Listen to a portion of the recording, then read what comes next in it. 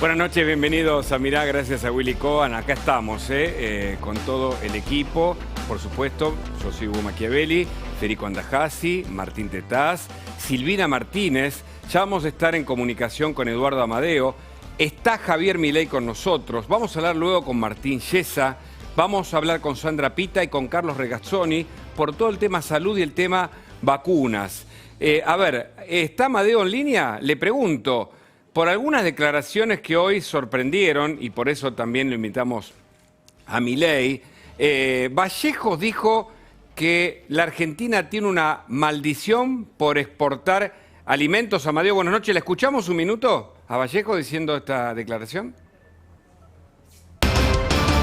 Porque Argentina tiene una desgracia, ¿no? A veces se piensa que es una bendición, que en algún punto lo es, porque en situaciones de crisis como la que hoy vivimos, donde el comercio internacional se desploma, bueno, mal que bien, la demanda por alimentos siempre se mantiene, porque obviamente es lo último que cualquier sociedad en cualquier país del mundo abandona, lo último que dejas es de comer, y entonces siempre hay demanda por los productos que la Argentina le vende al resto del mundo. Pero la maldición de todo eso es que los precios de los productos también indispensables que tenemos que consumir los argentinos, como son los alimentos, terminan muy tensionados por la dinámica de lo que ocurre en el comercio internacional de esos bienes. Bueno, yo creo que allí hay una serie de medidas a adoptar que tiendan a desacoplar la evolución de los precios internacionales con la de los precios domésticos, porque la de los precios domésticos tiene que regirse por la capacidad de compra que tienen los argentinos. Amadeo, ¿qué significa? ¿Es una maldición exportar alimentos cuando somos el granero del mundo históricamente? Esta señora es una mezcla de burra y perversa. Y digo burra, lo tengo ahí a Martín, profesor, y perversa. Vamos a lo de burra. Lo que esta señora está diciendo, por ejemplo, es que cada vez que un producto argentino que se exporta de cualquier tipo tiene buenos precios en el mundo, eso es malo, porque entonces van a subir los precios internos.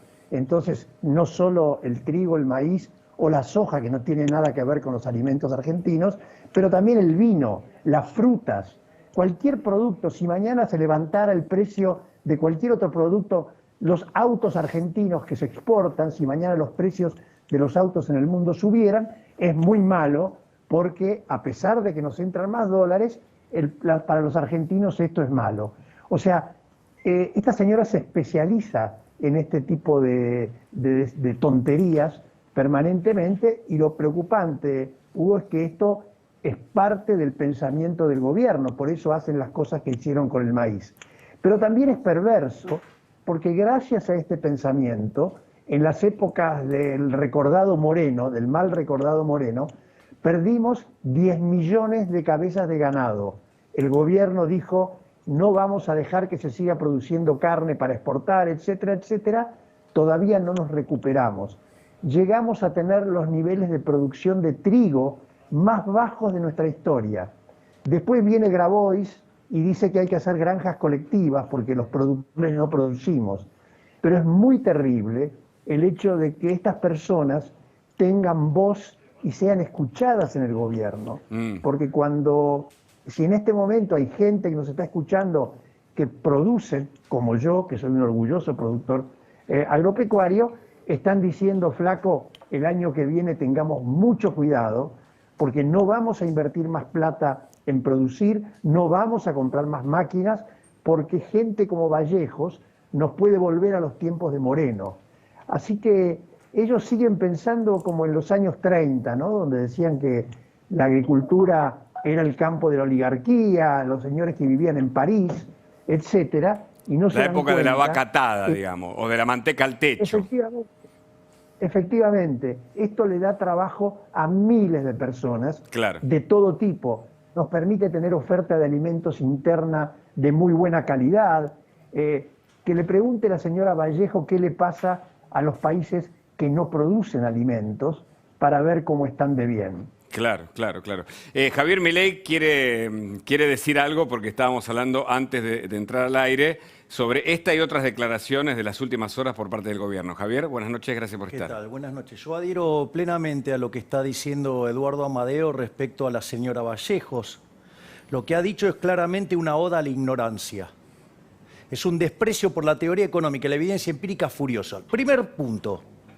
La pregunta ¿es una maldición exportar alimentos? Ahora, ¿y si no los tuviera, no los tendría que comprar al precio internacional? Vamos, Vallejos. 0-1 estás. Ahora vamos a la cuestión empírica.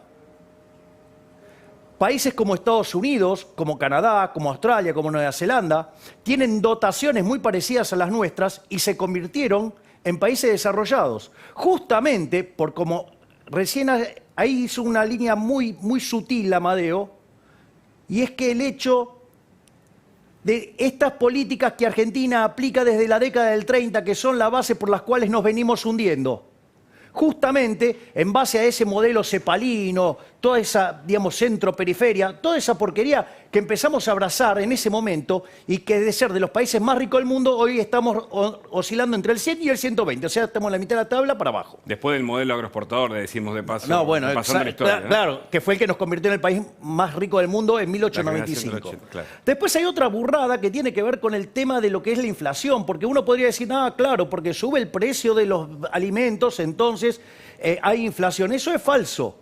Porque si la cantidad de dinero estuviera constante, así como sube un precio y yo quiero gastar más en eso, voy a tener que gastar menos en el otro y va a bajar los otros precios, claro. Por lo tanto no va a haber inflación. Sí. Después, también, digamos, comparto y valoro que Amadeo haya traído a colación el tema del maíz, porque esta mujer lo que no entiende es que detrás de las curvas de oferta y de demanda hay intercambios de derechos de propiedad. Claro. Entonces, cuando vos te pones a tocar el precio, cuando vos manoseás el precio, en el fondo lo que estás haciendo es violentar el derecho de propiedad. O ponerlo en este sentido, Hugo. Suponete que vos tenés dos laburos. ¿Vas al que te paga más o al que te paga menos? Pero es obvio, ¿no? Claro, el que te paga más. Bueno, a ella le parece injusto, entonces te va a robar una parte. Entonces, que voy al último punto, que es, esto genera incertidumbre y cuando vas a tener que invertir, ¿qué vas a invertir? Nada. Claro. Javier, espérame porque tenemos mucho para hablar. Quiero aprovechar la comunicación con Eduardo Amadeo y sumar a Federico Andajasi, que dijo algo interesante. ¿A quién le hablan cuando le hablan personas como Vallejos? Se lo pregunto primero a Amadeo, por favor, y después la intervención de Federico. Quería agregar una cosa a lo que está diciendo Milei y luego contesto lo suyo, sí. Hugo. Los primeros que deberían estar contra Vallejos y producir un drama en el frente de todos son los camioneros, por ejemplo, ¿no? Los amados camioneros que se van a quedar sin trabajo. Una cana de riqueza. Claro. No, el problema, mire, uno de los problemas dramáticos que tiene este gobierno es que prefiere hablar para las unidades básicas, para la Facultad de Ciencias Sociales de la UBA, esto es para los amigos, para que la aplaudan. Y no se dan cuenta que tienen responsabilidades institucionales. Ellos deben responder al interés mayoritario de la gente, que es tener trabajo, tener estabilidad, vivir bien, en lugar de que intenten que la aplaudan en la facultad o en la unidad básica. Y eso es muy perverso. ¿Federico? Sí, hablan tanto para sí mismos y para su propia tribu, que en realidad terminan hablándose encima, porque esto que hemos visto hoy, ellos suponen, digamos, que los únicos espectadores son los propios, y esto trasciende la frontera, digo, de la propia tribu, y sucede esto, que hacen estos papelones constantes, permanentes, pero lo grave no es que le pase a Vallejo, lo grave es que esto le pasa al presidente. Claro. Todo el tiempo estas son las contradicciones del presidente. ¿Por qué? Porque le habla a los propios, y cuando se da cuenta, digo, que eso trascendió la frontera, y que lo que está diciendo no tiene ningún sustento, bueno, después tiene que desdecirse una y otra y otra vez. Ahora bien, la pregunta a Amadeo, a Javier, es ¿cuáles son las consecuencias de decir cualquier cosa? ¿No? Porque esto tampoco es gratuito. Esto lo escucha, así como lo escuchamos nosotros, también lo escucha el mundo. Sí. ¿Amadeo? El tema es que todos los que producimos o los que tenemos un empleo, todos los que trabajamos, nos levantamos cada mañana con una enorme incertidumbre sobre el futuro. Por eso las encuestas lo demuestran, hablan de desesperanza, de miedo a perder el trabajo.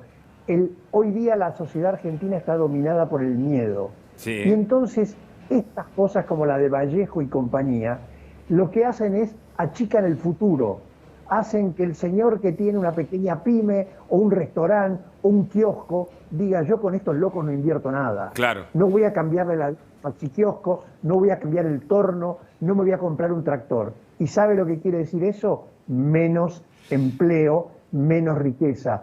Por eso yo decía que esto es perverso. Claro. Porque con tal de que le aplaudan a Vallejo en la unidad básica, lo que hace es que la gente que nos está mirando ahora y que tiene tanto miedo al futuro, sienta que no va a tener futuro. Amadeo, con un poquito de suspicacia, lo advierto, ¿no puede ser que también en este aspecto, como cuando se habla de salud o de educación, haya algún llamado a desviar la atención sobre los grandes problemas que hoy tiene la Argentina? Probablemente, es muy complicado saberlo, porque también tiene que ver con la gran hermana, Cristina, que nos mira todo el tiempo. La gran hermana. Y por lo tanto, y bueno, yo lo viví en el Congreso. Yo cuando los oía hablar en el Congreso, miraba las cámaras que hay en el Congreso y sentía que la gran hermana los estaba mirando todo el tiempo. Ahora, de vuelta, no salen a la calle. La Argentina tiene que ocuparse hoy día de 3 problemas: educación, salud y empleo. Obviamente cuando digo empleo digo inversión, cuando digo educación digo clases, cuando digo salud digo vacunas. Estos son los temas que un buen político en los que un buen político tiene que usar su tiempo y su energía, y que es lo que angustian a la gente, en lugar, insisto, de quedar bien con el propio grupo, claro, o de quedar bien con Cristina. Pero justamente le pregunto, porque sobre las vacunas hubo idas y vueltas. Uno no puede suponer que Carla Bisotti dice una cosa que era para los suyos y finalmente es una declaración pública sobre reducir las dosis a la mitad o en todo caso dar una aplicación de la Sputnik. Después es contradecida. Lo mismo en otros terrenos. En el terreno educativo, Nicolás Trota dice: vuelven las clases y resulta que en la práctica los gremios parece que no lo están aprobando. Es decir, hay como ensayos todo el tiempo de declaraciones que llaman la atención. Quiero hacer un comentario sobre el tema de las vacunas que me parece de una infinita perversidad. Yo estoy convencido, y lo podría afirmar, que el tema de las vacunas tiene detrás una raíz ideológica. Yo estoy seguro que las Vallejos, las Cristina Kirchner, las Máximo Kirchner, dicen: nosotros no vamos a comprar vacunas imperiales, no vamos a comprar vacunas hechas en Estados Unidos, en Inglaterra, vamos a comprar vacunas hechas en países de izquierda. Y así estamos con uno de los menores niveles de vacunación del mundo y además llegamos tarde, pero ellos están cómodos, no se han entregado a los Estados Unidos, y esto lo que va a producir es no solamente menos salud, más muertes, sino peor economía, porque a lo que estábamos conversando recién se suma que si la pandemia sigue va a haber menos producción y menos empleo. Yo lo firmo y me hago cargo de lo que estoy diciendo. Javier, ¿es así? ¿Coincidís con Amadeo que va a haber menos empleo, menos producción, sí, que la economía va a decrecer este año? Definitivamente, digamos, no, el tema hay que tener cuidado con el decrecimiento porque como vamos a comparar contra un año muy malo, el número puede dar bien, pero solamente por una cuestión de rebote gato muerto, o sea, porque estoy comparando contra algo muy malo. O sea, no es una, digamos, o sea... a ver, estuve a toda la Liga de los Monstruos, me queda solo Frankenstein, bueno. La Liga de los Monstruos. Claro. Ahora, pero comparto el razonamiento de Amadeo como perspectiva de largo plazo de este tipo de cosas, porque aparte fíjate, Hugo, que cada vez que tiran estos globos de ensayo, entonces si pasa, pasa, y si no, pero después vuelve. Esto ya lo han hecho varias veces y termina pasando. Tarde o temprano estas cosas terminan llegando. Entonces, en realidad, vos tenés así un shock o a veces lo hacen, te tiran algo, te van por 100, pero te terminan sacando 5. Pero quieras o no, te terminan expropiando. Hay una cuestión de avance sobre el derecho de propiedad. Y hay otro tema muy interesante que mencionó Amadeo y que estaba ligado al punto 5 que levanté yo en la parte inicial, que es el efecto de la incertidumbre. Cuando vos tenés incertidumbre, la incertidumbre es peor que el riesgo, porque vos el riesgo lo podés manejar, la incertidumbre no. Y eso se manifiesta en que las tasas de descuento para un proyecto se vuelven estratosféricas, y por eso estuvo muy bueno eso que dijo: se te achica el futuro. Es decir, no podés proyectar de largo plazo. Y si no vas a proyectar de largo plazo, no vas a tener una inversión robusta. Y cuando no tenés inversión robusta, no se incrementa el capital, no se incrementa la productividad, los salarios se destruyen y obviamente que después los alimentos te terminan siendo más caros. Pero no porque sean caros los alimentos, sino porque nosotros en realidad somos un país que venimos decreciendo permanentemente. ¿Y la comunicación del Banco Central? ¿Yo? Sí. Es una aberración. Es una cargada, es una estafa, es una ofensa al intelecto. Es decir, es un panfleto escrito para tratar de explicar muy mal técnicamente que los precios vienen determinados por los costos. Yo le voy a contar algo, o sea, Eduardo lo sabe porque es economista, pero este problema la economía lo resolvió en 1871 con un economista que se llamaba Karl Menger, que escribió un libro que se llama Principio de Economía Política, y algo que se llama ley de imputación, principio de imputación, que es que no son los costos los que determinan los precios, sino que son los precios los que determinan los costos. Y voy a explicar por qué. Suponete lo siguiente, Hugo, yo llego a una sociedad, descubro que no hay vino. Entonces, ¿qué hago? Me consigo la uva, la botella, digamos, el corcho, las etiquetas, y como además voy a tener monopolio, le cargo un bruto margen. Es una sociedad de abstemios. ¿Me pueden decir qué hago con la botella? Tu risa dice que acaba de subir el precio de la vaselina. No. Está lleno de metáforas, Javier Milei. Aprovecho, Eduardo Amadeo, que como dijo Javier, es economista y tiene una mirada sobre las medidas. Bueno, el gobierno dio marcha atrás sobre las restricciones en las exportaciones de maíz, pero ¿es suficiente, Amadeo? Bueno, es una buena noticia. Esto demuestra también que no miran los números. De vuelta, como era muy importante políticamente pasar el mensaje de Vallejo, decir, los productores se están llenando de plata, se están guardando el maíz, no le están entregando el maíz a los productores de pollos, etcétera, etcétera, etcétera, entonces vamos por todo y le sacamos el maíz. Y después cuando se pusieron, prohibimos la exportación de maíz. Cuando se dieron cuenta que sobraba maíz, esto es que en los silos hay más maíz del que necesitamos, empezaron a dar vuelta. Y yo le digo, muchachos, Basterra, la verdad que Basterra es un tipo macanudo, hemos sido amigos en la Cámara a pesar de nuestras diferencias políticas e ideológicas, pero no se puede hacer política para la tribuna, no se pueden tomar estas decisiones delirantes que fueron aplaudidas por Grabois. Nada que sea aplaudido por Grabois es bueno. Entonces lo aplaudió Grabois, muy bien, etcétera. Y gracias a que Grabois lo aplaudió, después tuvieron que dar marcha atrás porque era un desastre. Entonces, de vuelta, le pedimos al gobierno que sean profesionales, que piensen en el futuro, que piensen en la inversión, porque su principal obligación es crear trabajo, y por este camino lo están destruyendo. Milei, y es un vamos viendo, muchos señalan, y te lo quiero preguntar a Amadeo, también Federico tiene otra pregunta, ¿es un vamos viendo la política económica de este gobierno, por lo que acaba de decir Amadeo respecto al retroceso de la política del campo del actual gobierno? Yo no creo que sea un vamos viendo, y esto no tiene por qué estar en conflicto con lo que está diciendo Amadeo. A ver. Porque para mí este gobierno tiene un plan. El plan es el plan del Foro de San Pablo. Y cuando uno mira las etapas del Foro de San Pablo, digamos, a ver, ¿quién es el que cumplió las 3 etapas? Venezuela, ¿no? Que de ser un país rico, digamos, en los últimos 6 años le cayó 70% del PBI, 4.000% de inflación, 96% de Ni que hablar de las cuestiones políticas, ¿no? Claro. De la dictadura. Bueno. Sí. 80% de indigente y además un régimen criminal, asesino, que este gobierno actual lo banca. Pero, digo, al margen de esas cosas, pero eso también es parte de la idea del Foro de San Pablo, porque a los propios se les permite todos y a los ajenos nada. O sea, digamos, eso es una cosa muy...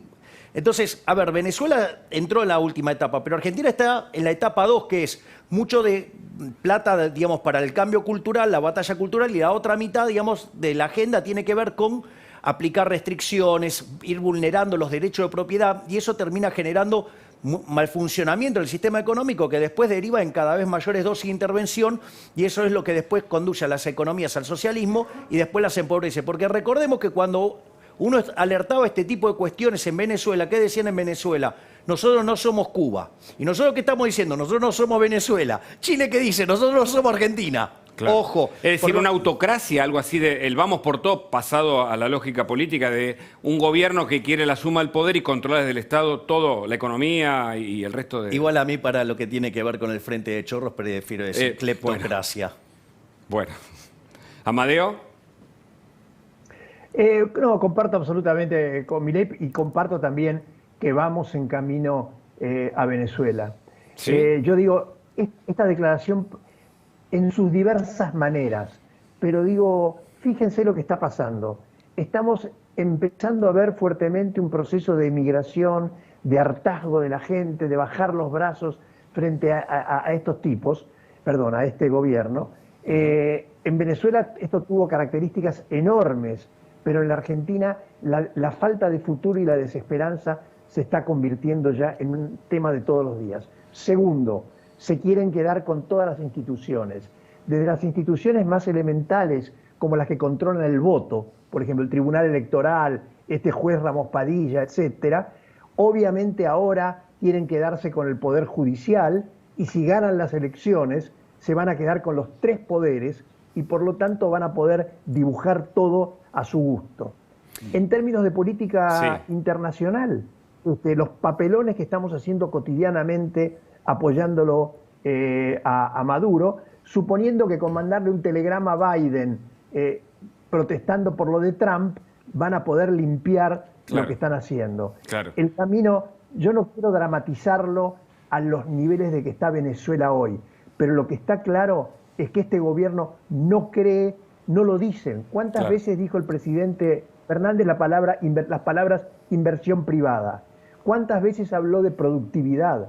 ¿Cuántas veces habló de eficiencia? Sí. ¿Cuántas veces habló de las cosas que necesitamos para crecer? Ellos no creen en esto. Eduardo Amadeo, gracias por el contacto. Interesante hablar con usted. Gracias, siempre. buenas noches a todos. Buenas noches. Y Federico, la idea de no tener una clara política justamente en lo exterior con Venezuela, parece que tampoco le resulta porque ni siquiera el régimen venezolano apoya a Alberto Fernández, que mandó una comitiva para apoyar a Maduro.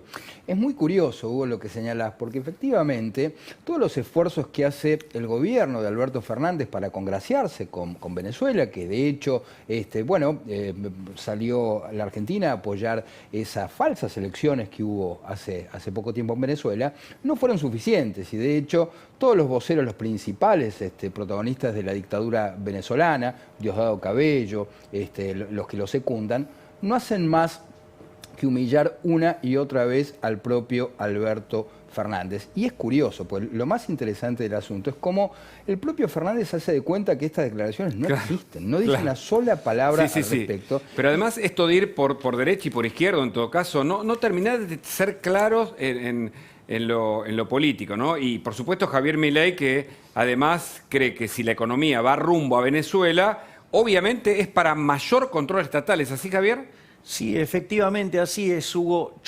Y esto complementa con lo último que dijo Eduardo Amadeo, y es, ojo con, yo voy a citar dos gigantes del pensamiento económico. Uno es Ludwig von Mises, el otro es Friedrich von Hayek. Mises escribió un libro que se llamaba Intervencionismo, el método de la tercera vía, y lo que decía Mises es que no hay más que dos sistemas, está el socialismo y está el capitalismo. Y cualquier solución intermedia es inestable y tiende al socialismo. Por lo tanto, cuando vos abrazaste las ideas del socialismo, cada vez vas más para allá. Y eso también puede ser explicado también en un libro de Hayek, maravilloso, que se llama Camino de Servidumbre, que muestra que cuando vos intervenís en un mercado, porque cuando vos haces un intercambio, que estás haciendo intercambios de derecho de propiedad y son voluntarios, y eso conduce a la mejora de las dos partes, cuando vos te metés a intervenir en eso, ¿qué pasa? Genera daño a las dos partes. Y al darse esa situación, genera un resultado peor que el que tenías originalmente. Entonces, ¿qué pasa? Demanda más intervención. Y así sucesivamente, ¿qué pasa? Llega un momento que cuando el Estado adopta un tamaño tan grande, digamos, el sector privado es tan débil que el avance hacia el sistema totalitario socialista es inexorable. Ahora, ¿hay espacio en la Argentina, con la sociedad argentina, con una república, con instituciones todavía sólidas, para este tipo de mecanismos, este tipo de, lo que vos decías, el Acuerdo de San Pablo? ¿En qué consiste? ¿Lo puedes explicar breve? A ver, el foro de San Pablo básicamente se crea después de la caída del muro, cuando aplasta a los socialistas. Digo, recordemos esto, porque pareciera que en Argentina, digamos, lo que ganaron la disputa fueron los socialistas. No, perdieron, muchachos, digo, knock, knock. Sí, entiéndense que perdieron. Ahora, digamos, al margen de eso, ¿sí? Como se quedaron sin financiamiento, ¿qué hicieron? Se juntaron todos, armaron el Foro de San Pablo. En aquel momento el único presidente era Fidel Castro, ¿sí? Y básicamente la idea era establecer la Unión Soviética Latinoamericana. Eso tenía tres partes la agenda. Una primera parte de la agenda era 80% vinculada a todo lo que era la batalla cultural y un 20% en ver mecanismos para conseguir financiamiento. ¿Por qué? Digamos, o sea, es más, la apuesta de Castro era que el primero que iba a llegar a la presidencia era justamente Lula, y se equivocó, fue Chávez. Y Chávez fue el que regó toda la zona con eso. Pero no solo eso, sino que además hay complicaciones adicionales, porque ¿qué es la parte 2? La parte 2, la fase 2 es 50% batalla cultural y 50% tiene que ver con intervención y avance sobre el derecho de propiedad. ¿Qué es la tercera etapa? Directamente el avance definitivo sobre la propiedad privada, y qué es lo que termina generando el desmoronamiento total del sistema. Y eso es básicamente lo que está subyacente en la agenda de este gobierno.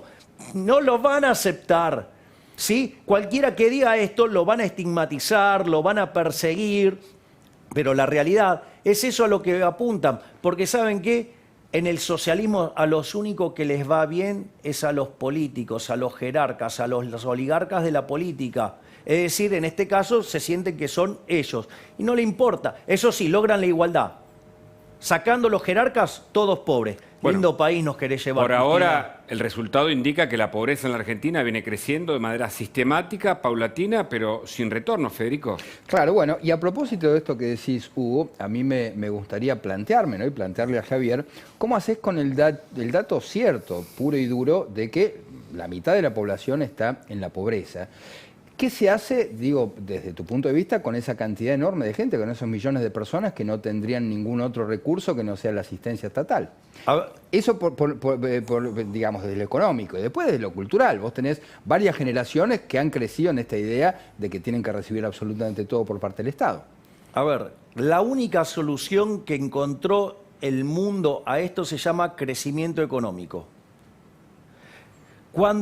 Suena muy lógico, además, ¿no? Suena como claro. muy básico, ¿no? Okay. Crecimiento económico como posibilidad. Ahora, cuando uno mira la historia de la humanidad desde la era cristiana, cuando uno mira del 0 al 1800, ¿sí? ¿Qué es lo que ve? Que el producto per cápita solamente subió 40% y solo después del descubrimiento de América. Entonces, ¿cuándo empezó toda esta explosión de riqueza? Todo esto empezó con la revolución industrial, que tiene como algo previo una revolución institucional llamada capitalismo, que es el derecho de propiedad. Las revoluciones liberales, ¿se las conocen así? Exactamente, bien, Machiavelli. O sea, veo que anda tomando buenos apuntes. Bueno, algo estudiamos. No, ya lo sé. Hice un chiste. Entonces, ¿qué es lo que pasa? Lo que pasa es que me sentí mal. Amadeo dijo que estaba Martín de Taz, que es profesor, y yo tengo 30 años de docente universitario. Es muy importante. Pero al margen de la humorada, porque además Martín es uno de mis mejores amigos. Es que la realidad es tan, la realidad es tan dramática, los datos, lo que Federico siempre nos trae, incluso a nivel de la salud, de la cantidad de contagios día a día, que no hay manera de plantearla de otro modo que no sea de manera amable, incluso con una sonrisa, hasta con un poquito de sarcasmo, y por qué no. Exacto. Bien, entonces, ¿cuál es el punto? Vos fíjate, en ese momento en el mundo vivían 1.000 millones de seres humanos y el 95% del planeta vivía con menos del equivalente de $1 diario. Hoy, ¿me comprendés? Previo a la llegada a esta crisis del coronavirus... Somos casi 8.000, ¿no? Son 7.800, exactamente, 7.800 millones de seres humanos que viven en el planeta Tierra, y era 5% ese número.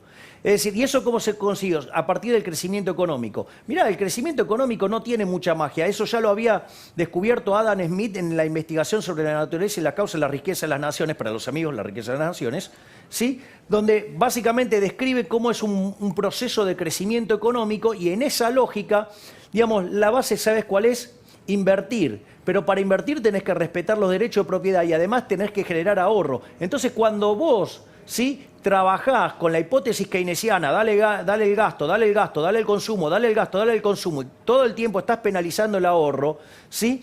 No solo que penalizás la inversión y la economía no crece, sino que además, como lo hacés del sector público y vivís con déficits fiscales descomunales, terminamos en crisis tremenda. Les voy a pasar un dato muy interesante. Dale, a ver.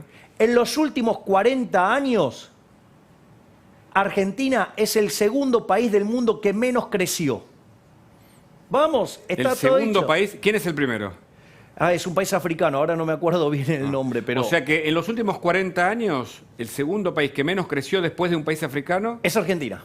Mirá vos, qué dato. Hablando de crecimiento, de riqueza, de inversión, vamos a hablar con Martín Yesa, intendente de Pinamar, porque claro, hay preocupación en la costa. Había expectativa de la temporada que de algún modo pretendía revertir en parte lo que fue la cuarentena y las restricciones durante lo peor de la pandemia, pero ahora hay idas y vueltas, y él se reunió con el gobernador Axel Kicillof y queremos charlar, creo que lo tenemos conectado, a ver. ¿Qué tal? Muy buenas noches, Hugo, y muy buenas noches, Federico. Veo que está por ahí Javier también, un cariño a todos. Saludos. Yo estoy en Valeria del Mar, partido de Pinamar. Ah, ok. Bueno, contanos lo último, ¿qué es lo que está pasando en la costa? ¿Cómo resultó la reunión con el gobernador Kicillof? ¿Habrá restricciones, por favor? Fue una reunión de monitoreo, de seguimiento, primero de cómo evoluciona la curva epidemiológica, después cómo está la actividad turística y en tercer lugar cómo fueron evolucionando las medidas que se tomaron desde el viernes por parte del Gobierno Nacional, el domingo por parte del Gobierno Provincial y luego cómo nos fuimos acoplando los municipios. En el caso particular de Pinamar, nosotros estamos, para el que nos está viendo y quizás no conoce Pinamar, Pinamar es una ciudad que tiene cerca de 330.000 camas, somos 45.000 habitantes, septuplicamos la población prácticamente en algunos de los picos del verano y hasta llegamos a octuplicar la población en verano. Y de esas 330.000 camas, cerca de 280.000 camas son de casas y de departamentos. Ese mercado, que es el inmobiliario, que es el más fuerte del partido de Pinamar, a nivel turístico y volumen de gente, está con una ocupación realmente muy alta, ya que es una temporada de propietarios. Y lo que estaba en alquiler se alquiló todo a unos precios que sorprenderían a más de uno y que siempre es muy incómodo para mí, por la situación que vive el país, hablar de los números digamos, que se mueven en Pinamar, y ahí Javier lo podrá explicar mucho mejor, parte de la culpa que tenemos a veces, por la gente que le va bien a veces siente la culpa de contar que le va bien, ¿no? Pero bueno, a nosotros... Pero acá, nos quedamos con el eje cualitativo, el alquiler, o en todo caso, una vacación de propietarios. Hasta ahí estábamos. Sí, y a eso se le suma que todo lo que es alquileres va bien, digamos, funciona realmente bien, digamos, vuela y con niveles muy altos. Después lo que es hotelería, tenés dos grandes segmentos. Por un lado, lo que es la gama alta, Cariló o Pinamar Norte, está con índices de ocupación del 85, del 90%, fundamentalmente los fines de semana, y en la semana baja al 75%. Y lo que es la hotelería de 1, 2 y 3 estrellas baja mucho en la semana, está en un 30% de ocupación, y apenas llega al 50% los fines de semana. Es decir, dos segmentos muy marcados, diferentes, que entendemos, a ver, más allá de la situación del coronavirus, creo que es una radiografía de cuál es la situación económica en la Argentina. Que tenemos un segmento de la Argentina con ahorro en dólares, capacidad en dólares, que realmente está teniendo unas vacaciones baratas, digamos, para el que tiene ingresos en dólares, y para el que tiene ingresos en pesos son vacaciones mucho más difíciles que el año pasado.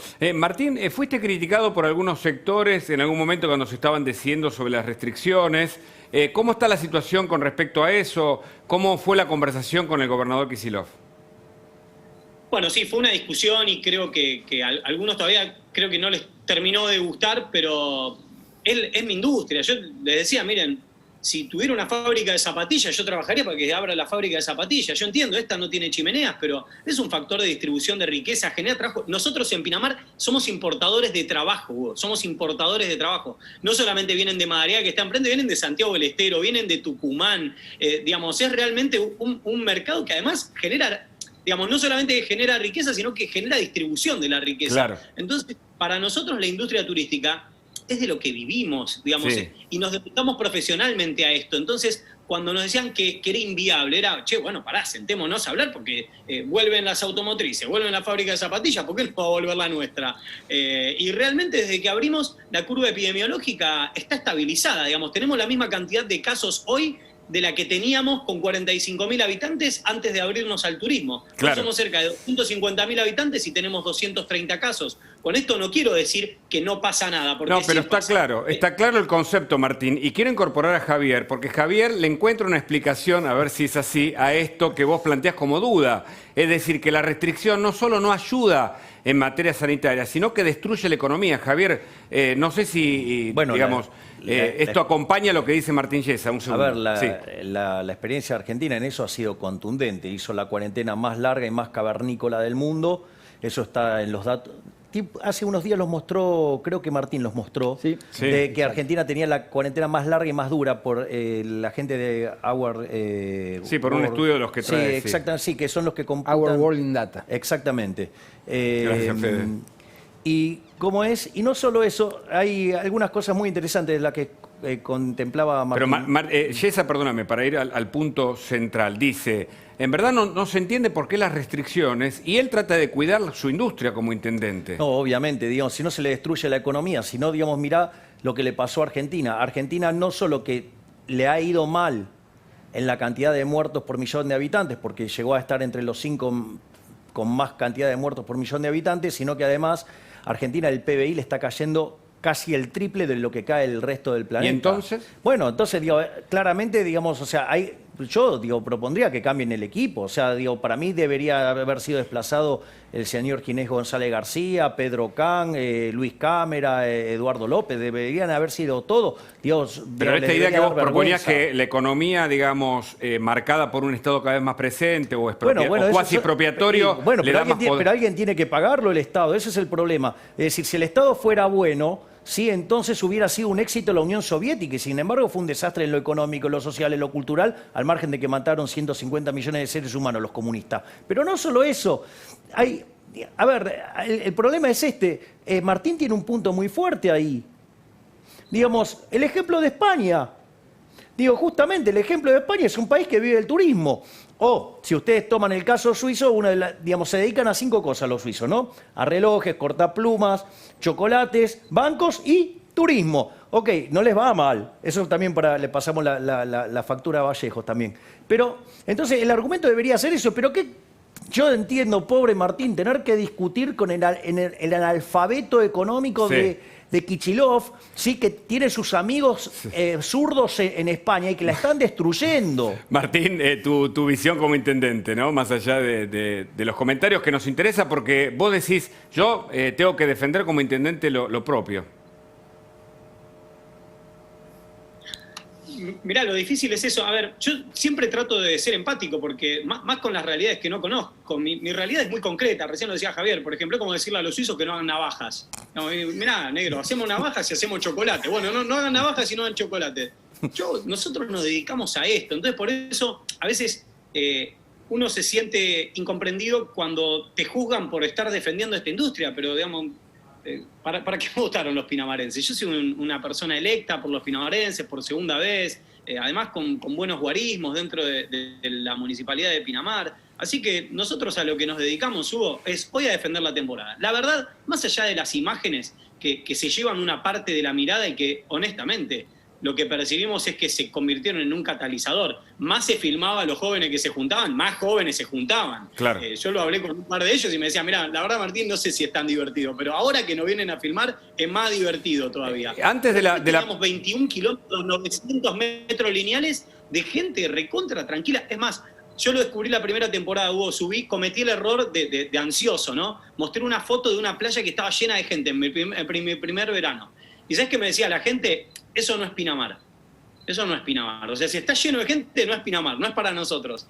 Las playas de Pinamar son playas a las que la gente viene a estar tranquila, y por eso tenemos localidades como Cariló, Valeria del Mar, Ostende, Pinamar, con un montón de actividades. La gastronomía está funcionando bien. Ahora con esto de la 1 de la mañana, bueno, es un desafío, estamos viendo qué creatividad le inventamos para ver si la gente puede salir un poquito más temprano, acompañar a los comerciantes, pero sí, está llena de desafíos y bueno, vamos tratando de ponerle creatividad y bueno, con el lomo de los comerciantes, que la verdad es muy difícil seguir exigiéndoles a los comerciantes porque este invierno, en mi caso, ¿no? Como intendente, claro, lo que les pedimos, que no haya turismo, que no haya gastronomía, bueno, en nuestra industria la verdad que fue algo muy difícil, pero bueno, lo fuimos laburando, fuimos dando las discusiones y creo, a ver, no todas las discusiones siempre las podés ganar, pero la más gruesa de todas, que era poder tener temporada, bueno, la tenemos y ahora, bueno, esto lleva un montón de desafíos diarios. Martín Yesa, muchas gracias por el contacto.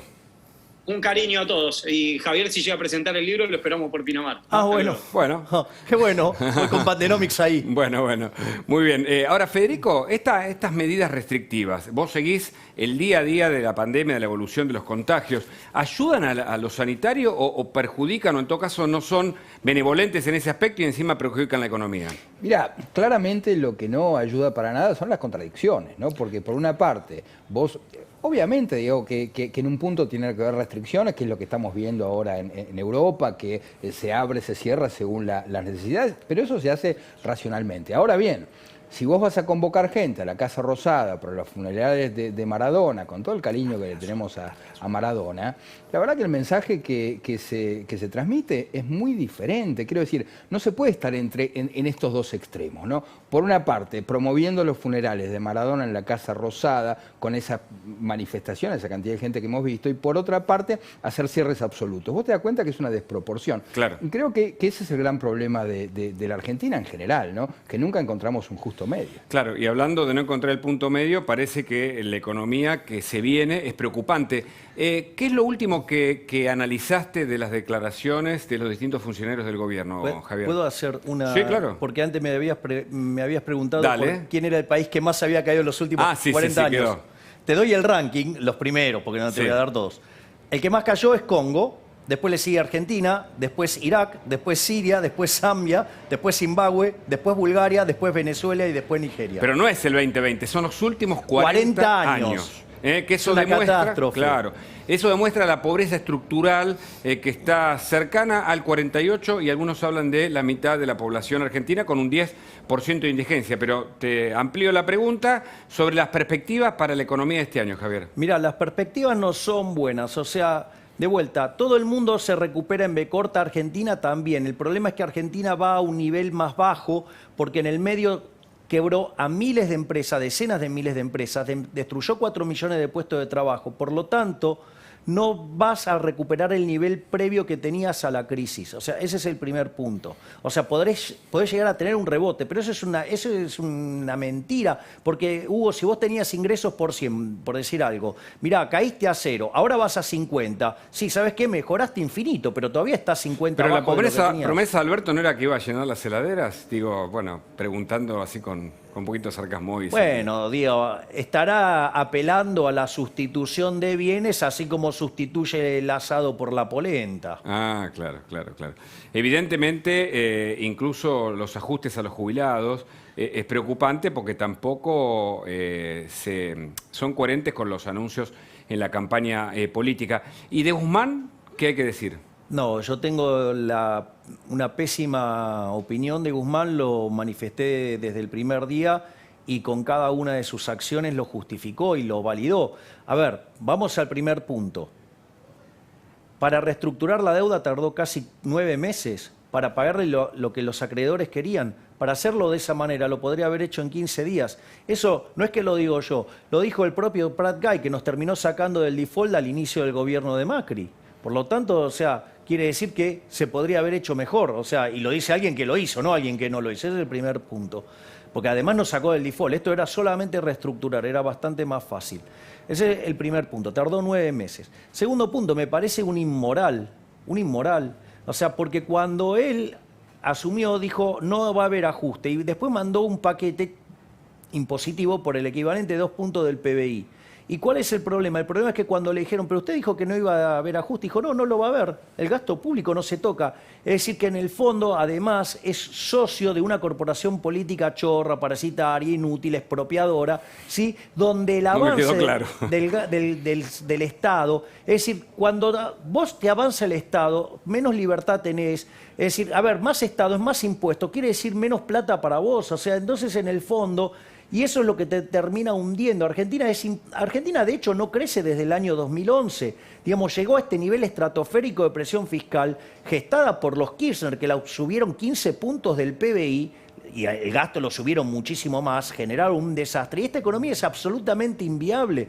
Entonces, este gobierno, que lo único que se la pasa jactándose es del Estado presente, vuelvo a lo mismo. ¿Qué quieren? ¿Llevarnos de vuelta a la Unión Soviética? ¿No les alcanza con el ejemplo de Venezuela? ¿No que, digamos, van a estar siempre mirando para otro lado cuando van a Cuba? ¿O ignoran lo que pasa en Corea del Norte? Pero muchachos, vamos. Y ahora nos vamos a meter también, sin dejar la economía, porque está Javier Milei acá, con Carlos Regazzoni, que también está en el piso, y con Sandra Pita, si el problema de la vacuna, del plan de vacunación, de las idas y vueltas, de la incertidumbre que hay respecto a lo que pasa con la Sputnik, si llega la vacuna china, se inscriben en una cuestión económica, porque la Pfizer ya ha llegado a México, hoy el Papa se vacunó, Federico tiene los últimos datos. Se vacunó con Pfizer, ¿eh? Con Pfizer, Sí. se vacunó con Pfizer en el ¿Cómo? Vaticano. ¿El Papa comunista no lo hizo con la Sputnik? Se vacunó Bueno. con Pfizer. Por eso, si es un problema económico, si es un problema ideológico, ¿cuáles son los últimos datos, Federico? Hoy, de nuevo, me parece que tenemos un récord de contagios, casi estamos cerca de 45.000, si no me equivoco. Sí, 44.938 Decesos. contagios y hubo, sí, esos los decesos totales, decesos, sí. hubo 12.725 nuevos contagios y hay 135 muertos. Son números altos, ¿eh? Sí, son sí, números sí. altos. Javier, y vos que seguís los datos también estadísticos, ¿qué hay que decir sobre la gestión ahora del distanciamiento social preventivo y obligatorio? Yo, digamos, de vuelta, lo mismo que señalé al inicio del año pasado cuando ocurrió esta situación, hay una forma de encararlo. El método científico es un modelo muy conocido, después tiene mejoras. El modelo original es de mediados de la década del 50, que se llama SIR, que quiere decir susceptibles, infectados y removidos. Y ese, digamos, ese modelo, o sea, después tuvo mejoras, pero es la base del método científico.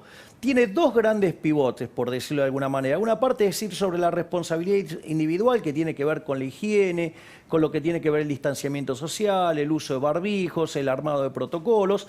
Y por otra parte, lo que tiene que ver con la responsabilidad del Estado, si yo tengo estado de bienestar, lo aclaro, ¿sí? Porque digo, la solución en una economía anarcocapitalista es distinta.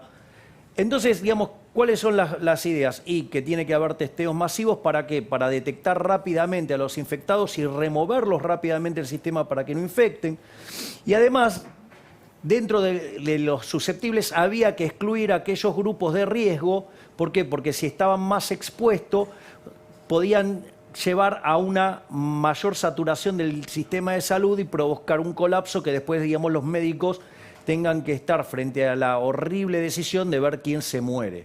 Entonces, me parece que ese criterio se sigue utilizando. Aquellos que lo han utilizado en el mundo ha funcionado exitosamente. Siempre hay un outlier, digamos, porque hay algún caso, digo, que testea mucho y le va mal, y hay casos que testearon poco y le fue bien. Pero, digo, a ver, Japón, pero tiene una cultura de la conducta individual de cómo De enfrenta. distancia. Claro, exactamente. Sí, sí, no, sí, aparte, sí. digamos, destornuda uno y ya están todos con el barbijo. Pero, o sea, pero además, es costumbre. permitime, porque la perspectiva, la historia nos va a ayudar a tener más claridad sobre cómo Argentina se comportó en salud pública, que es uno de los bastiones de las estructuras junto con la educación que nos ha caracterizado en América Latina, cómo se comportó frente a la pandemia. Los datos van a ser muy testigos de este análisis, y también la gestión de la cuarentena y también la cuestión de la vacunación. Y está con nosotros Carlos Regazzoni y su primera mirada sobre la Sputnik, el plan de vacunación. Creo que hay 90.000 hoy formalmente vacunados en la Argentina, pero solo con la primera dosis. ¿Alcanza? Bueno, lamentablemente Argentina está vacunando, supongamos, 50.000, aplicando 50.000 dosis por semana. Tiene que aplicar en total 70 millones de dosis, lo que da 18 años de vacunación al ritmo actual. Entonces, por supuesto que esto tiene dos razones. Una es la falta de provisión de vacuna, y el otro es indudablemente una dificultad logística, que la están teniendo muchos países y otros no. Nosotros tenemos que urgentemente cambiar la logística en primera instancia, porque ni siquiera al ritmo que vamos a poder agotar lo que ya se precompró, los 22 millones de Sputnik, o los 25 millones de Sputnik y los 22 millones de la de AstraZeneca. Ahora, entre paréntesis, ¿usted sabe cuánto se pagó por cada dosis?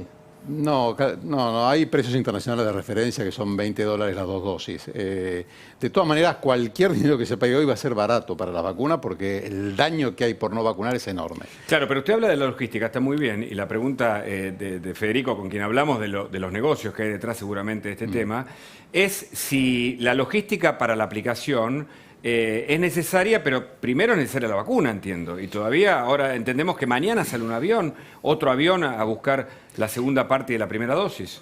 La información que del gobierno, hay cambios, es un poco errática, con lo cual yo no voy a usar eso. Claro. Voy a usar la información que da el observatorio que creó la Universidad de Duke específicamente para controlar los contratos de vacunas en todo el mundo. ¿Y entonces? Argentina tiene dos contratos de precompra. Uno con AstraZeneca, 22 millones de dosis, y otro con Sputnik, 25 millones de dosis. Eso alcanza para vacunar, hay que descartar un 15% de pérdidas que se dan habitualmente por logística, por problemas de frío y demás.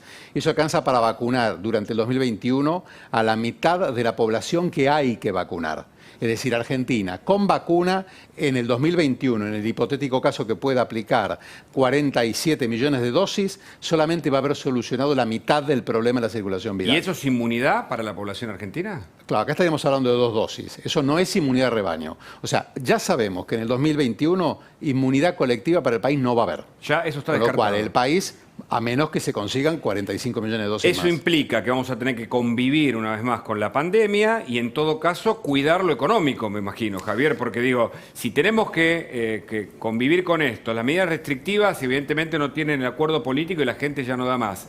¿Cómo se hace para compatibilizar ambas cosas? Bueno, a ver, uno de los planteos que originalmente uno hizo sobre esto y el motivo del nombre de la cuarentena cavernícola es, suponete lo siguiente, Hugo, el hombre de las cavernas está ahí, digamos, o sea, le queda un poquito de alimento y ya ve que se le está acabando. Es cierto que afuera hay unos bichos enormes, horribles y que probablemente... Hoy es el día de los ejemplos, Javier. Digamos, hoy estoy muy alegórico. Sí. ¿Este viene con vaselina también o no? Te gustó, el del vino. Entonces, a ver, ¿cuál es el punto? Pero no me va a decir que no es bueno para explicar teoría. Está muy bien. No, los ejemplos siempre son pedagógicamente de lo mejor, sobre todo para que la gente pueda estar de manera amigable. Claro, entonces, ¿cuál es el punto? El punto es el siguiente. Vos, por más que haya unos bichos enormes afuera... En el hombre de la caverna. Y claro, vas a tener que salir porque si no, digamos, tenés una muerte segura del otro lado. Entonces, digo, vos en algún momento, vas a tener que salir, vas a tener que evaluar riesgo. Entonces, por eso es tan importante la parte del modelo que tiene que ver con la responsabilidad individual. Porque esto, digamos, seguramente Carlos lo puede decir. O sea, vos no vas a cambiar, digamos, cómo contagia, pero sí podés bajar la probabilidad de contagio. Claro. ¿Carlos? Y eso, la clave es cómo removés gente, ya sea por las vacunas y por cómo vos lográs el concepto de inmunidad de rebaño, es que cuando vos ya achicaste tanto el número de susceptibles, no generás tantos infectados, entonces el ritmo de los removidos te hace caer la evolución de la epidemia. ¿Coincide con esto, Carlos? En los modelos determinísticos es como dice Milei, pero esta enfermedad no sigue el curso clásico del modelo de CIR, que es determinístico. No, eso está claro, Carlos. Sino que es un modelo más bien estocástico. Entonces pasémoslo limpio. Claro. Pueden volver limpio. Algunos, por ejemplo, digamos... Claro. Esta pandemia se caracteriza por la enorme incertidumbre que causa en el sistema. Nadie previó en Inglaterra que ahora iban a estar creciendo 10 veces más rápido de lo que hace 2 meses porque apareció un nuevo mutante. Lo mismo le está pasando a Alemania. Yo le voy a decir 2 cosas. Vamos a hablar de la Argentina porque en abstracto es muy difícil. Por supuesto. Convivir con el virus es imposible. ¿Sí? Quítenselo de la cabeza. Ningún ser humano va a poder convivir, ninguna comunidad va a poder convivir con este virus, porque de hecho ninguno lo hizo.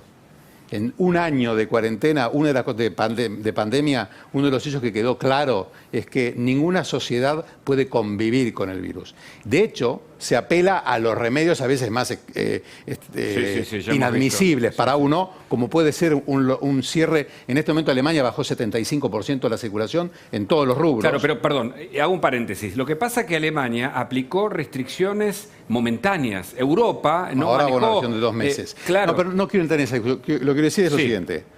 Convivir con el virus es imposible, porque el virus lo que hace es duplica el riesgo instantáneo de morir anual a cada grupo etario. Entonces nosotros teníamos 40.000 muertes en menores de 45 años si la pandemia quedase desatada. No hay país que haya quedado donde la pandemia se ha corrido desatada, porque además hay fenómenos urbanos y demás. Ahora, es inadmisible, no lo puedo soportar. Y además porque usted tiene una piedra de toque al final del camino, que es el sistema de salud, que es el gran, un poco lo que hablaba recién Milei, el tema del dilema de la última cama, del último respirador. Entonces, la convivencia es imposible si no los países lo hubieran hecho. Claro. O sea, además, convivir con el virus y esperar las muertes es mucho más ruinoso económicamente que cualquier medida previa. A Argentina se le están acabando los cartuchos. Lo que está ocurriendo en la costa está generando... En esta epidemia hay un fenómeno de aceleradores. Es decir, cuando el riesgo de la comunidad se termina pareciendo al riesgo del lugar donde está más acelerado, porque es contagiosa. Entonces, lo que está pasando en las playas es catastrófico para la epidemia. No voy a hablar de economía porque no lo sé, pero yo les digo, para la epidemia, todos los modelos matemáticos lo que demuestran es que la aceleración que está habiendo de contagios no la van a ver en la costa, porque la gente no se testea en la costa. Porque pregunte usted a alguien que está en la costa, que tiene síntomas, lo que cuesta conseguir un test. Claro. Se hacen y se vuelven a la casa. ¿A dónde? La ciudad, a la AMBA, y acá se testean, y acá contagian. Claro, claro. Entonces, esto va a pasar, porque esto no lo, digamos, no tiene, o detenemos rápido lo que está ocurriendo. O sea, entendemos que no tenemos 15 días o 20 días para definirlo. Sí. Cada día cuenta, Cada día cuenta, pero es además, una cuenta regresiva. Pero además es una función que se llama una función de potencia. Es decir, cada día le agrega un exponente al crecimiento. Es exponencial, entiendo. Justamente. Tenemos a Sandra Pitta, investigadora del CONICET, mucho para hablar. Estamos con Federico Andajasi, con todo el equipo de Mirá, Carlos Regazzoni, Javier Milei. Se cruzan los temas en lo económico, en lo sanitario, y Sandra Pitta, que tiene una mirada crítica, la saludamos, le decimos buenas noches y vemos algunos tuits, Sandra, que comunicaste a través de justamente esa red social para dar tu opinión sobre la vacuna, en este caso la vacuna rusa. Prospecto de la vacuna viene en ruso. Lo que había mostrado hoy Federico. Un prospecto en Argentina debe estar siempre en castellano. Son aplanadoras estos tipos, dice Sandra Pitta, aplanadoras de derechos, de libertades, de ética en salud. Pediría que renuncien ya Bisotti, Ginés, González García, pero tengo algo peor. Sandra, buenas noches, gracias por el contacto. Ahí vemos el prospecto de la vacuna Sputnik V, que está en ruso. ¿Cómo estás, Sandra? ¿Qué tal? Buenas noches. Muy contundente con el pedido de renuncia que haces. ¿Por qué? Sí, porque me parece que están faltando a todas las reglamentaciones, a la ética dentro de lo que es la salud pública. Me parece que básicamente un prospecto tiene que estar en castellano, eso es una reglamentación. El apuro no justifica para nada no tener un prospecto en castellano. No hay que olvidar que las personas que están inoculando con esta vacuna, que yo considero que no se debería estar usando, pero bueno, la persona que tiene que inocular recurre a ese prospecto muchas veces para informarse, y ahí, bueno, lo puede traducir, ¿no? Tiene el Google Lens y todo eso, pero digamos que el apuro no justifica este tipo de irregularidades. Vos hablas de libertades también y cuestiones científicas o cierto perjuicio o consecuencias negativas de esta vacunación. ¿A qué te referís, Sandra? A mí me parece que el haber aprobado esta vacuna abre una puerta muy peligrosa. A ver. Si bien es verdad que hay una emergencia, es verdad que tenemos que detenerla, es verdad que hay que vacunar, abrir una puerta hacia una vacuna que no tiene evidencia científica comprobable es como abrir una caja de Pandora dentro de lo que es la salud pública argentina. El ANMAT tiene una regulación que tiene que cumplir. Hay una vacuna que está por llegar pronto. Ningún país, incluso en el peor momento de Estados Unidos, cuando había realmente digamos, un crecimiento exponencial, se quiso presionar a Trump quiso presionar a la FDA para que aprobara rápidamente, inclusive por motivos electorales también, por supuesto, rápidamente una vacuna con estos mismos argumentos. Tenemos que salir de esta situación. Y la FDA dijo, no, nosotros vamos a cumplir con determinadas reglamentaciones y regulaciones antes de aprobar cualquier cosa, porque se pone en juego el prestigio de un organismo regulatorio y se pone en juego la salud pública. Porque fue autorizado, recordemos, por el Ministerio de Salud, que es un organismo político, una institución, digamos, un ministerio que depende del gobierno de turno y no del ADMAT. ¿Pudo haber sido presionado el ADMAT con el prestigio que tiene por el gobierno de turno? ¿Sandra? Yo creo que sí, yo creo que inclusive me parece que los funcionarios del ADMAT que no hicieron la autorización se preservaron bastante, ¿no? Hay algunos ahí que yo conozco y que jamás aprobarían una cosa así. Y creo que por eso no lo hicieron, ¿no? Simplemente hubo una recomendación también de una figura política. Y después, bueno, el Ministerio de Salud se hizo cargo. Y ahora se va a tener que hacer cargo de las consecuencias a futuro, porque tenemos un organismo regulatorio que era de excelencia y muy prestigioso. Y ahora, bueno, no lo es tanto, ¿no?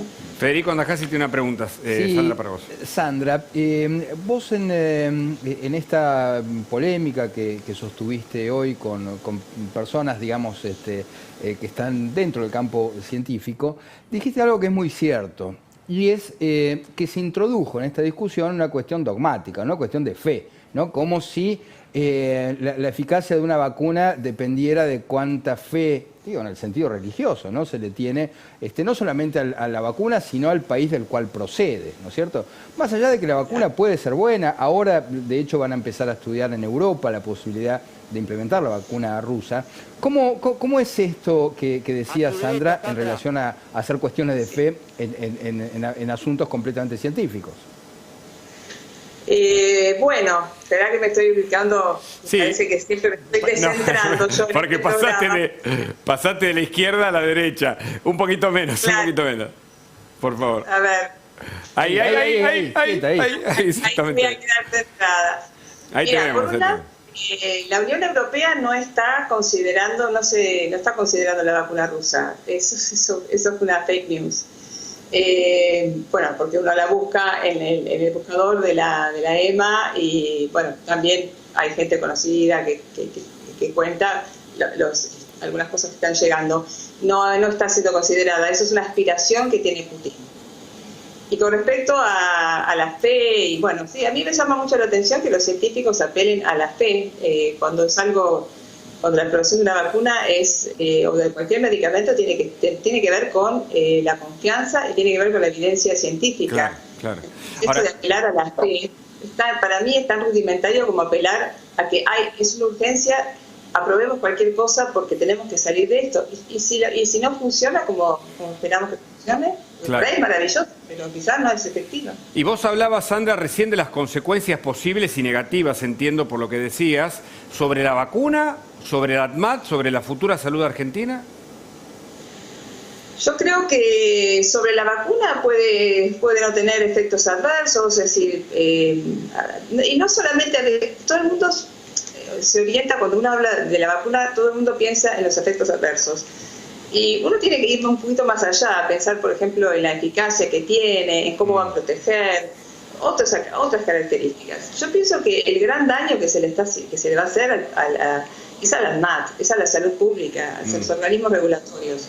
Creo que de eso no se vuelve. Inclusive de militar una vacuna de este tipo, siendo un científico y estando en el área de la inmunología o de la farmacia o de la medicina, yo creo que no se vuelve. Volvimos a una palabra que, bueno, era de las últimas semanas, el tema de la militancia, ¿no? Militar la vacuna, militar los aviones, militar desde el punto de vista discursivo y tal vez, no sé si hay una victoria anticipada. Suma al doctor Regazzoni para la mirada a propósito justamente de la Sputnik. No, digamos, las críticas sobre el Sputnik las hice en su momento y son las que hay. Uno lo que no tiene es información. Ahora bien, cuando uno tiene que tomar una decisión prudencial, tampoco la heparina intravenosa cristalina para el tratamiento del tromboembolismo de pulmón se empezó a usar sin trabajo de investigación prospectivo, doble ciego, randomizado, o el oxígeno medicinal. Nadie nunca comparó el uso de la mascarilla contra el no uso de la mascarilla. La medicina está repleta de ejemplos en los cuales la experiencia, la empiria, ha dado información que a juicio prudencial del médico ha tenido que sobrepasar la oncología, por ejemplo, ni hablar. La mitad de los medicamentos oncológicos viejos nunca habían sido probados con un estudio prospectivo doble ciego. Lo que no quita que coincido en que el procedimiento fue patético. Fue patético. Pero, y hay que recalcarlo 200 millones de veces, Argentina no tiene otra vacuna. Y no es que no tiene otra vacuna porque no la puede comprar, por una cuestión ideológica, porque está peleado con los americanos. Eso no existe. No tiene otra vacuna porque Pfizer vendió la totalidad de su producción 3 veces hace 6 meses atrás.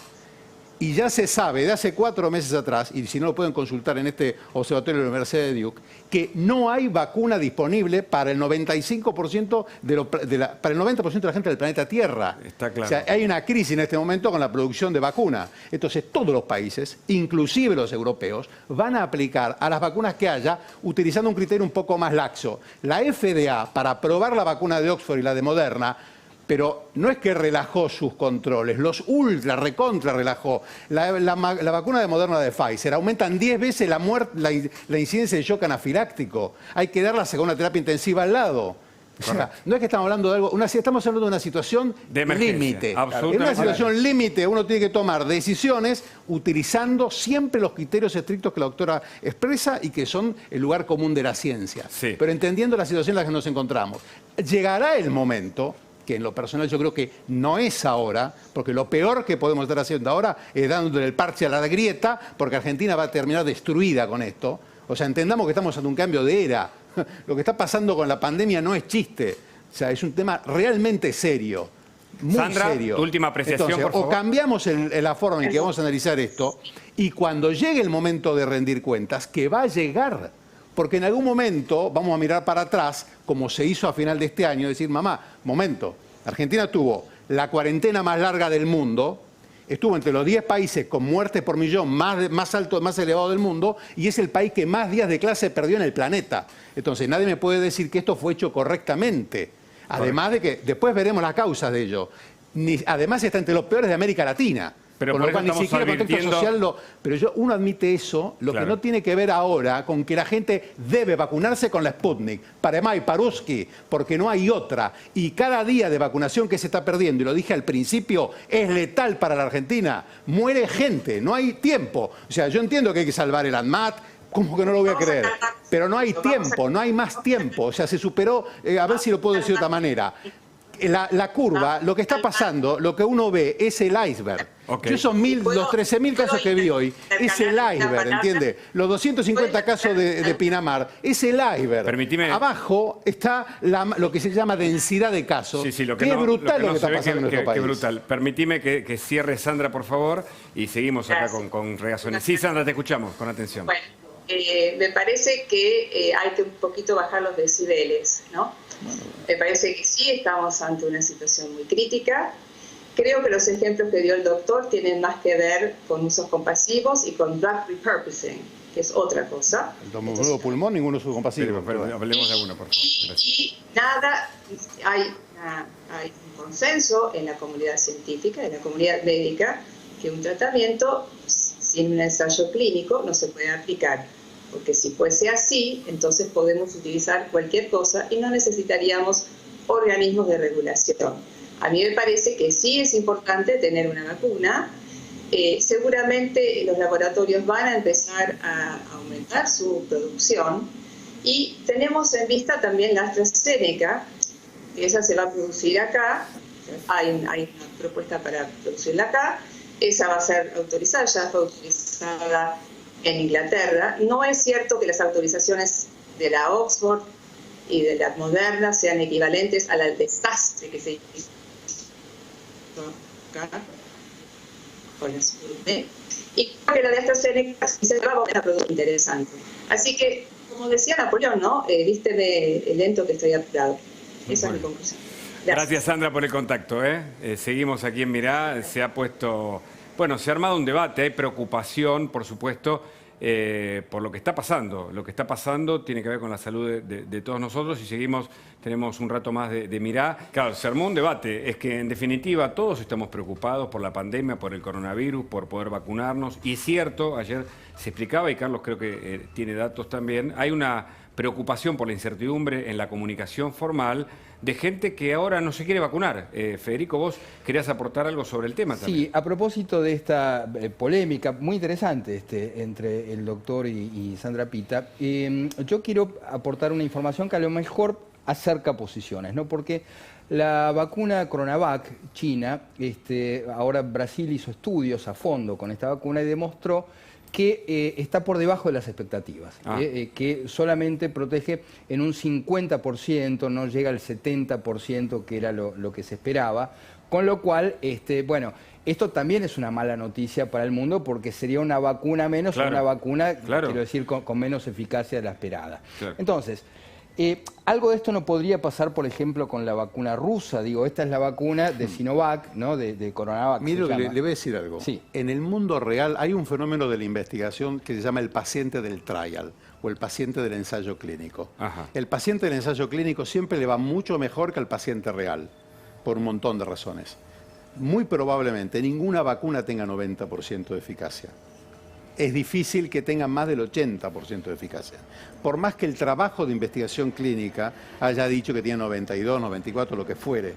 Porque el paciente del trial es un paciente, de hecho, incluso en los trabajos de investigación, la gente de más edad, que la que más riesgo tiene, tuvo una eficacia mucho menor.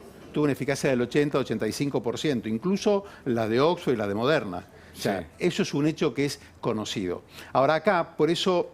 es muy compleja la estrategia que le espera a la Argentina por delante, porque la vacuna no va a erradicar el problema hasta que no sea verdaderamente masiva, para lo cual faltan muchos meses o años. Claro, claro, pero digo, es muy enfático y me gustó la idea de que no hay que batir, como es el parche sobre la grieta, en este tema, pero también es cierto, y tenemos que decir, de eso trabajamos nosotros como periodistas, la verdad sobre lo que está pasando a nivel mundial. Y parece como que la Argentina llega un poco más tarde que países de la región, Carlos. Incluso la comunicación genera un efecto adverso sobre ahora una población que crece que no se quiere vacunar. Es decir, comparar la Argentina con América Latina, por supuesto que se puede hacer, yo no soy quien para hacerlo, y me parece que en este momento las comparaciones no nos ayudan, porque tenemos que buscar resultados. Si nosotros seguimos con el virus circulando, vamos a tener consecuencias económicas y sociales brutales. O sea, brutales. De hecho, estando Javier, yo no puedo hablar de economía. Lo que va a pasar, lo que está pasando, hoy salió el informe de la CEPAL, que por ahí no es una fuente que guste mucho, habla de 280 millones de pobres en América Latina para el próximo año. La enfermedad causa enfermedad, conflicto y pobreza. No va a funcionar ninguna estrategia para solucionar la pobreza o para solucionar el conflicto si no resolvemos la cuestión de la enfermedad. Y esto uno en medicina lo ve cuando ve un paciente que tiene una enfermedad que lo va a inhabilitar por un año y es el padre de familia. Claro. Primero hay que salvarlo. Claro. Si no lo curaste, o sea, tampoco quiero caer en el eslogan de hay que salvar vidas y eso, obviamente, todos queremos salvar vidas. Yo no quiero hacer una cuestión política. No, entiendo el punto médico, científico. Lo que estoy diciendo es, si nosotros queremos una estrategia económica, tiene que estar de la mano de... Cuando yo critiqué la cuarentena eterna, no lo hice con un criterio económico, lo hice con un criterio médico. Dije, muchachos, no va a funcionar más de 2 meses porque la gente no la va a poder cumplir. Claro. Y hay una premisa médica clara que dice... ¿Cuál es el mejor tratamiento para un paciente? El mejor tratamiento que el paciente puede soportar. De hecho, después, cuando se liberó, parece que la gente se le abrió la jaula, entre comillas, y salió a la calle, ya que estamos en día de metáfora. Antes se había liberado. Esto es lo que pasó, las fiestas. Antes se había liberado. Cuando vos analizás la curva argentina, usted piensa que la curva... no soy quien para predecir. Cuando uno hace los cálculos, Argentina va a tener el rebrote a partir del 15 de diciembre. ¿Sabe por qué? Porque la densidad de casos que había acumulado, incluso con los casos en baja, era insoportable. Claro. Argentina fue abriendo naturalmente y por las razones más entendibles que una persona tiene que alimentarse, con una positividad del 25%. Eso significa que tu prevalencia real ya ni sabes cuál es. La incertidumbre es por 5. Totalmente, totalmente. Seguimos en instantes. Javier Milei se habló de pobreza en América Latina y en la Argentina. Tiene una respuesta para hacer. En instantes, aquí mira. Claro, el problema es la pandemia, el problema del coronavirus, sumado a la economía, sumado a la pobreza. Carlos Regazzoni, quien está con nosotros, dice que la CEPAL indicó 280 millones de pobres en América Latina. ¿Y en Argentina, Javier, eso va en crecimiento? Sí, claro, Argentina es un país que vive en continuo crecimiento de la pobreza, pero esto, digamos, viene arrastrándolo desde hace años, o sea, de hecho la única caída que hubo de la pobreza durante la democracia, Dios, la verdadera fue durante la primera parte del gobierno de Menem, y verdaderamente lo que fue la caída de la pobreza durante el gobierno de Kirchner en realidad fue volver a los niveles, a los niveles previos. Pero claramente este virus, o sea, a la luz de todos los millones de puestos de trabajo que se perdieron, ¿sí? Digamos, el aumento de las personas con riesgo de inseguridad alimentaria, o sea, el aumento de pobres, o sea, ha sido verdaderamente letal. Por eso, digamos, es que uno tiene que mirar estas cosas no solo desde el plano, digamos, de la salud, digamos, sino también del plano de la economía, porque nosotros, a ver, en Argentina hicimos todo mal. Si nosotros hubiéramos hecho lo mismo que hizo el mundo en promedio, o sea, un país mediocre hubiéramos sido, tendríamos que tener 10.000 muertos, tenemos 40.000 acá, digamos, alguien tiene la responsabilidad por 30.000 muertos, ese es el primer punto. El segundo punto, digo, quiero hacer una aclaración de lo que dijo Carlos, que probablemente fue porque no me escuchó. Cuando hice la referencia al CIR, dije, el primer modelo a mediados de la década del 50 con sus posteriores mejoras, que son meter todos los temas estocásticos que muy bien mencionaba Carlos, porque tiene que ver, digo, de hecho, cuando fue la peste española, sí que fue entre 1918 y 1920, fue en cuatro etapas, una en 1918, dos en 1919 y otra en 1920. Y ahí quiero mencionar dos temas no menores. Uno es el tema de cuidado cuando hablamos con el formato de la función, ¿no? Porque se suele hablar de la exponencialidad de la función. En realidad, las epidemias no llevan el formato de una exponencial, llevan un formato que se llama logístico. Tiene un primer tramo que es creciente y después cambia y pasa a crecer decrecientemente. Se llama el tramo logarítmico. ¿Por qué es importante entender esto? Porque donde cambia la curvatura es donde se da el pico. Como los infectólogos, digamos, que mostraba el gobierno no sabían de matemática, ni siquiera sabían leer gráficos, y eso, digamos, o sea, puedo, digamos, dar después la documentación del evento. ¿Cuál es el problema? Que nunca detectaron el pico, nunca lo ven venir, nunca ven el pico, porque si estoy buscando una función exponencial, ¿hasta dónde puede crecer? Hasta cualquier lado. Y en realidad hay un límite que es que la población total, o sea que inexorablemente en algún momento el proceso, digamos, se termina. Y otra cosa que a mí me gustaría señalar es el tema de la letalidad. La verdad que lo que planteó la Organización Mundial de la Salud, la verdad que le erraron horrible, porque, a ver, en el mundo mueren 60 millones de seres humanos, son 165.000 por día. El coronavirus tardó 105 días en llegar ahí. ¿Sí? Yo no estoy negando la existencia del virus, no estoy diciendo de los problemas que causa y no estoy diciendo nada de eso. Lo que estoy diciendo es que no era para hacer este tipo de cuarentena, es decir, el mundo tuvo, digamos, o sea, tuvo un impacto económico como si hubiéramos tenido la peste española, pero le erraron por 200. Entonces el daño fue enorme. Entonces me parece que debería haber trabajado con, no sé, con un equipo más grande, que contemplaran un montón de otras cosas más. Sí, de otros especialistas. Porque si yo, digamos, o sea, mandé a 235 millones de seres humanos a una situación de inseguridad alimentaria, llegando a matar 100 millones... O sea, el remedio terminó siendo mucho peor que la enfermedad. Espérame que en instantes seguimos. Tenemos la conclusión de Federico Andajasi, está Carlos Regazzoni y, por supuesto, ustedes escuchan aquí a Javier Milei en Mirá. Seguimos en Mirá. ¿Cuál era tu recomendación que le decías al gobierno, Carlos Regazzoni? El gobierno tiene que tomar medidas urgentes, pero parece que cambiar el modo en que se toman las decisiones. Y para ello, urgente que hay que conformar un gabinete de crisis multidisciplinario, profundamente orientado a la logística, con alguien que realmente entienda de cómo mover acciones en terreno. Y eso hay que hacerlo lo antes posible. En instantes, el cierre con Federico Andajasi, también está Javier Milei, todo aquí, mira. Claro, la pandemia, la cuarentena, la vacuna, la economía, Javier. A ver, Argentina ¿sí? Terminó teniendo más muertos que el promedio. A ver, si hubiera hecho lo que hizo el mundo, deberíamos haber tenido 10.000, tuvimos 40.000. El mundo cayó 3,5, nosotros caímos 12%. Tratemos de copiar lo que hacen los que lo hacen bien. De hecho, digamos, ahí recientemente Carlos ha dado una recomendación impresionante. Esa recomendación acá en Argentina no se hizo.